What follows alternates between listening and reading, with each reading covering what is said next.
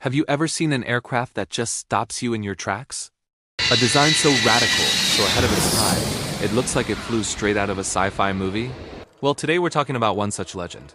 The mighty Avro Vulcan. This isn't just a plane. It's a symbol of British engineering prowess and a crucial piece of Cold War history. Let's rewind to 1947. World War II is over, but a new, colder conflict is brewing. Britain needed a credible nuclear deterrent, a way to project power from high altitude and at high speed. The Ministry of Defense issued a tough specification, and one company, Avro, led by the brilliant designer Roy Chadwick, decided to go big. They proposed a massive delta-wing design. It was audacious, it was risky, and it was revolutionary. This proposal would become the Vulcan, one of the famous trio of V-bombers, alongside the Vickers Valiant and Handley Page Victor. What made the Vulcan so special? Was it that delta wing? The delta wing gave it incredible performance at high altitudes and subsonic speeds. It was also the first fly-by-wire aircraft to enter service, a technology now standard on most modern airliners and military jets. Imagine the pilots in the 1950s getting to grips with that. This was cutting-edge stuff. To give you a sense of scale, the Vulcan measured about 29.6 meters long with a wingspan of just over 30 meters. Its maximum takeoff weight was a hefty 77,100 kilograms, nearly the weight of a space shuttle orbiter. This wasn't just a plane, it was a flying fortress. Between 1956 and 1965, Avro built a total of 136 Vulcans, including the prototypes.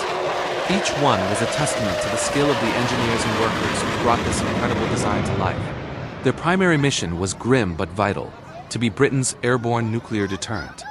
Initially, they carried gravity bombs like the massive Blue Danube. Later, they were upgraded to carry the Blue Steel Standoff missile, a rocket-powered weapon that could be launched from a safe distance, making the Vulcan an even more formidable opponent. For years, Vulcan crews sat on high alert, ready to scramble at a moment's notice, a constant silent guardian during the tensest years of the Cold War. But the Vulcan's story doesn't end there. As the Royal Navy's Polaris submarines took over the nuclear deterrent role, the Vulcan was adapted for conventional bombing and reconnaissance. Its most famous hour came in 1982, during the Falklands War. In a series of missions codenamed Operation Black Hawk, Vulcans flew an astonishing 6,300-kilometer round trip from Ascension Island to bomb the runway at Port Stanley. These were the longest bombing raids in history at the time, an incredible feat of air-to-air refueling, navigation, and sheer audacity that proved the Vulcan was still a potent weapon system even at the end of its career. The last operational Vulcan squadron was disbanded in 1984, marking the end of an era. But the story of this magnificent aircraft lives on. A few are preserved in museums across the UK, allowing new generations to marvel at their sheer size and futuristic shape. One in particular, XH558, the Spirit of Great Britain, was lovingly restored to flying condition, and graced the skies at airshows for years, its distinctive roar thrilling millions.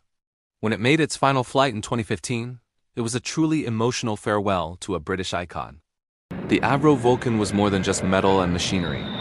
It was a symbol of innovation, a peacekeeper during a dangerous time, and a combat-proven veteran. Its legacy is etched into the very sky it once dominated. What a machine! Thanks for joining me on this look back at the incredible Avro Vulcan. If you enjoyed this, make sure to hit that like button, subscribe, and let me know in the comments what other legendary aircraft you'd like to see covered. See you in the next one.